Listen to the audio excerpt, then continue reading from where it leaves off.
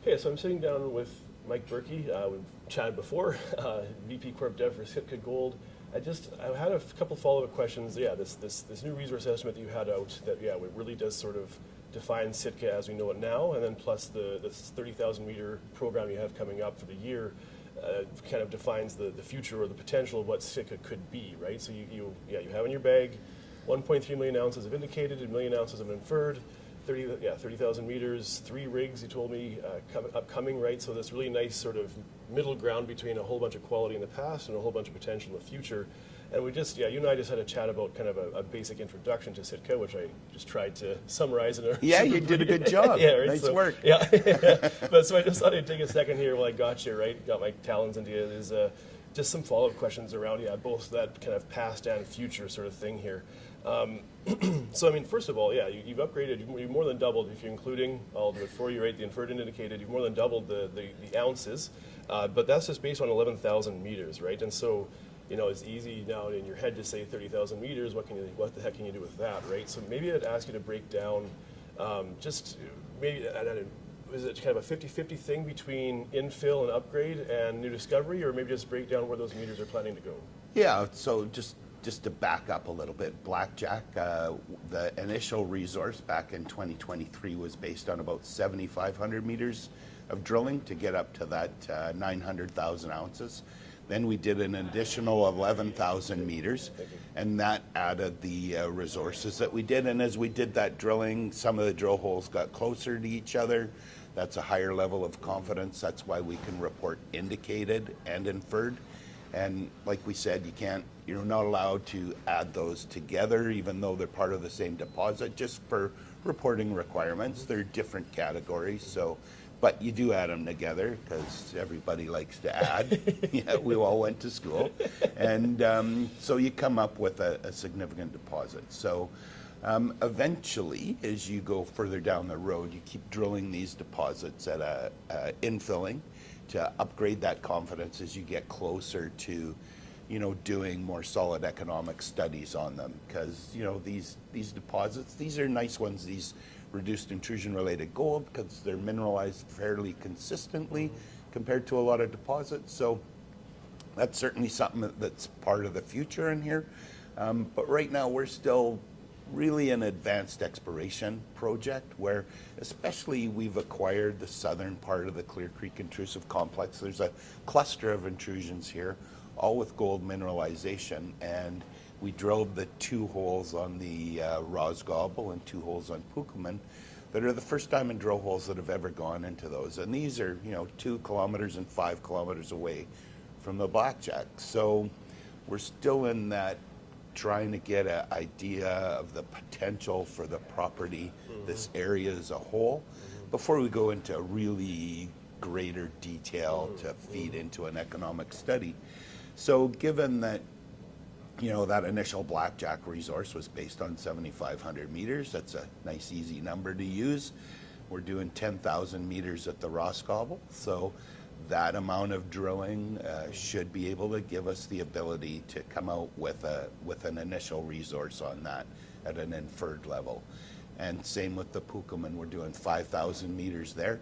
There's an area about 500 meters south of where we drilled in the Pukuman. We drilled within the intrusion to establish that it's mineralized. There's an area called the contact zone that's had drilling back in 2011.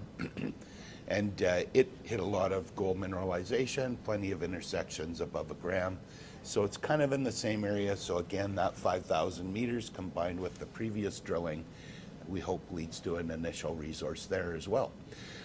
So that then puts us in a spot where we think the low-hanging fruit, the deposits or potential deposits that actually outcrop at surface, because these all come to surface, we've discovered them, we've done that initial drilling, and it gives us a good idea of what the future of this area looks like. Is there, 1 deposit or 4 that's going to feed into a kind of a central milling complex? And so the whole idea there is to establish that potential and take it a bit beyond a concept that a bunch of forward-thinking and excited geologists have about the potential, and make it real with the, the drill is the truth machine. Those assays and those drill holes don't lie. So that's our goal, is to really, demonstrate the true potential of this area, and then, the long march to prove up those resources and move into economic studies will come a little bit further down the road. But we're in the really exciting phase of making discoveries. This is where every geologist dreams of having the chance to do. I was talking to a Alaskan prospector last night at Alaska Night.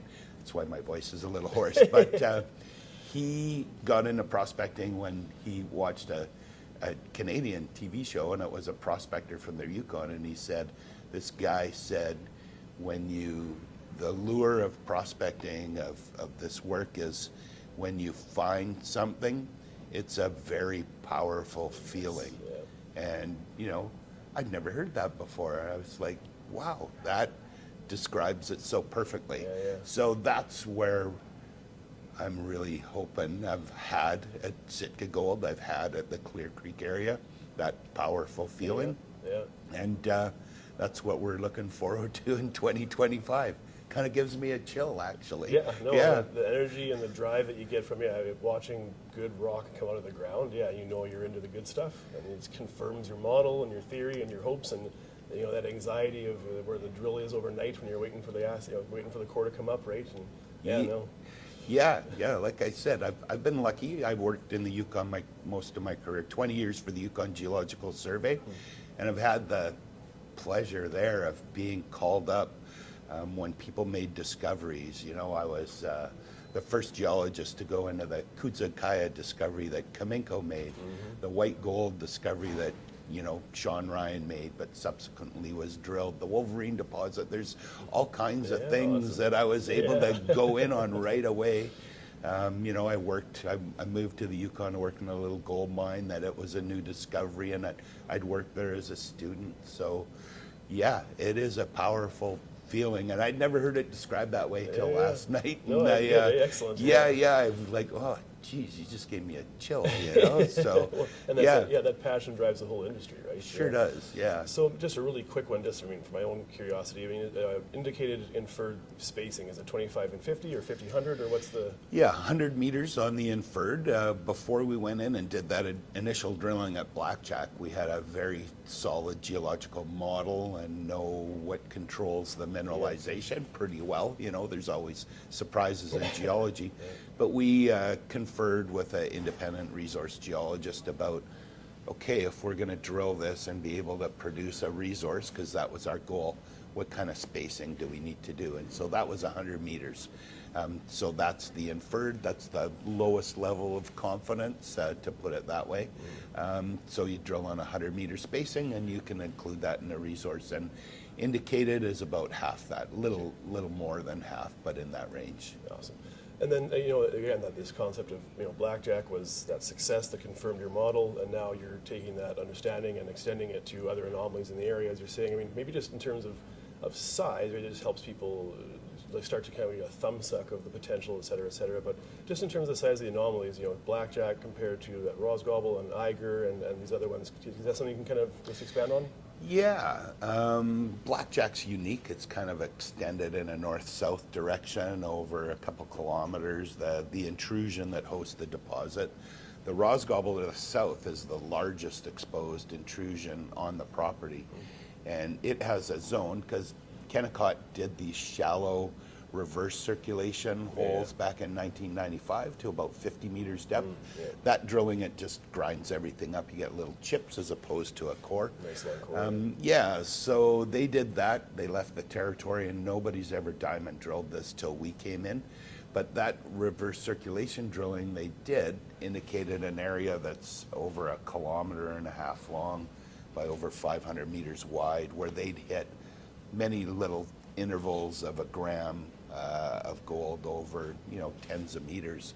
So that's a pretty nice zone. And as I mentioned on the Pukelman, there's an area that's been drilled 500 kilometers, 500 meters south of the intrusive boundary.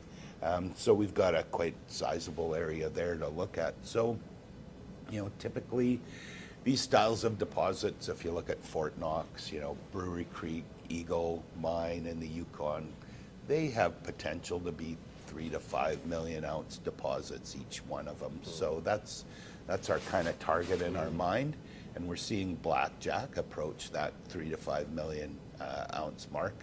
And we hope to see the others too. And the one thing we really haven't talked about too much is the grade. The grade at Blackjack approaching a gram, being a gram, is higher grade than we've typically seen in these deposits. And that whole narrative changed when Snowline discovered the Valley deposit. It's over a gram, about 1.3 grams per ton, but typically these intrusion-related deposits are sub-gram, kind of 0.6 grams. That's what Eagle was. Fort Knox started out at 0.9 grams per ton. They're now mining 0.3. So, grade is king in this business. And so to have a deposit like Blackjack that's, higher grade than normal in these is a great place to start. And it really, changes the economics or impacts the economics greatly for any subsequent discoveries that we make. Yeah, absolutely. And Fort Knox, very large, very hungry mill, right? Yeah, absolutely. Yeah. I've got us a quick question here around, maybe just I'll sidestep into Network for a second. I mean, very preliminary. I'm assuming it's a couple bottle roll tests or something, but 94% initial recovery, not refractory.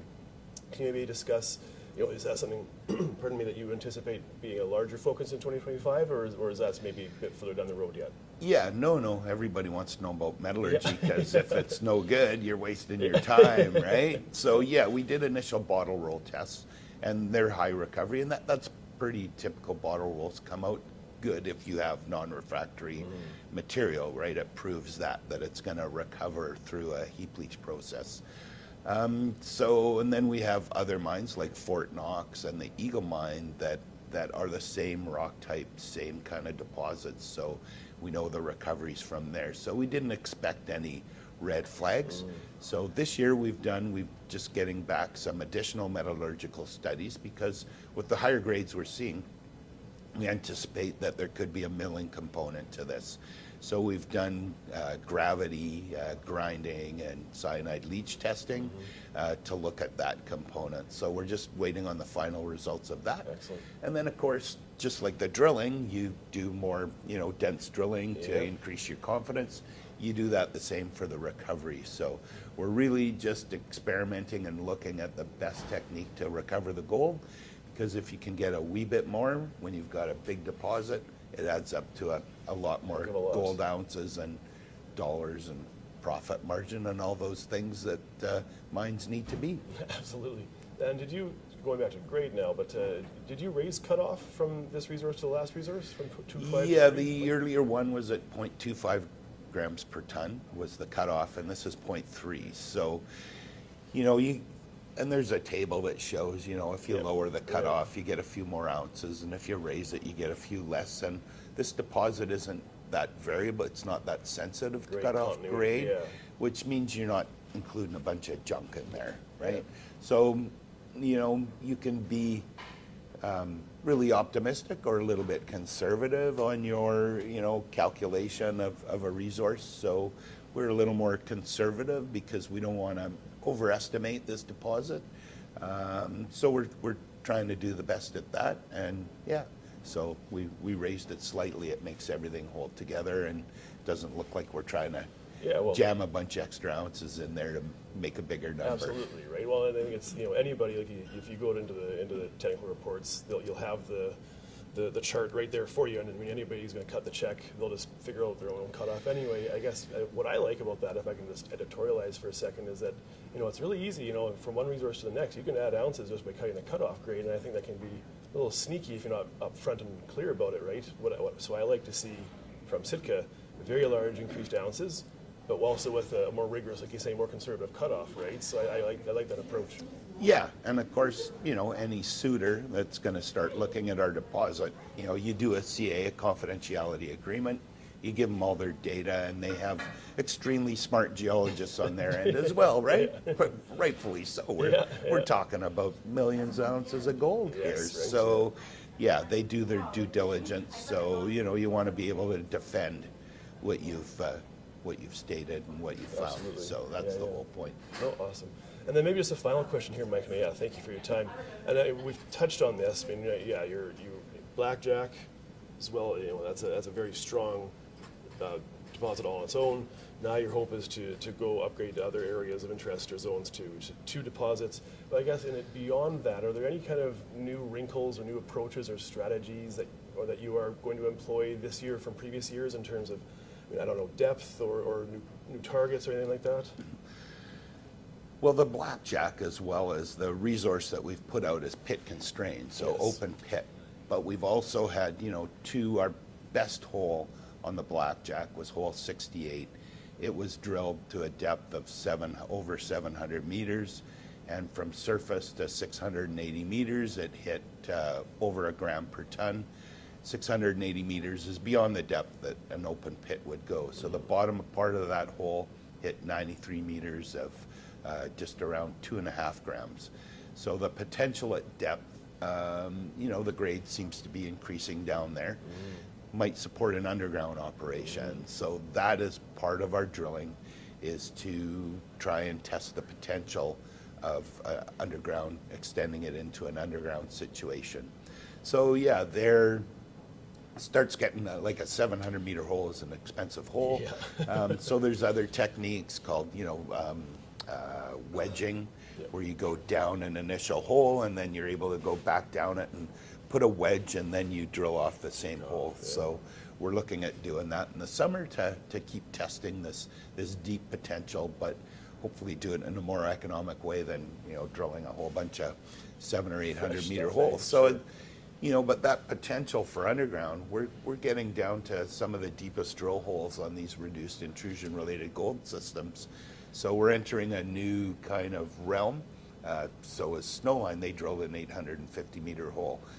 The Eagle Mine, they drilled down to 800 meters depth, but maybe we'll go a little bit deeper, because these models, they evolve as you get more information. So we're very curious about, gold doesn't fall from the sky. It comes from the bottom up, right? So what's driving that? Does it, kind of channel those gold-bearing fluids, and you have a higher grade system at depth, that's the plumbing system?